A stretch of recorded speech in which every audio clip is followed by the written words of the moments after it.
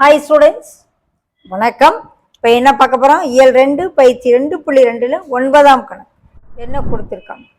பரப்பளவு 96 சதுர மீட்டர் மற்றும் பக்க அளவு 24 மீட்டர் கொண்ட சாய் சதுரத்தின் உயரம் என்ன? சாய் சதுரத்தின் பரப்பளவு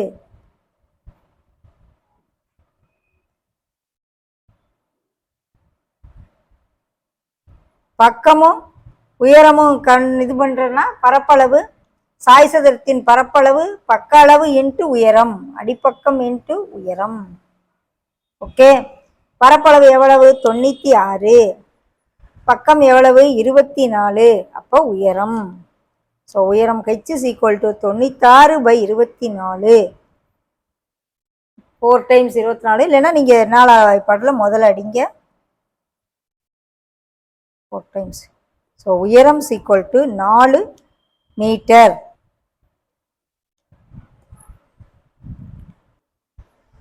நாலாவது ஆப்ஷன். ஓகேவா?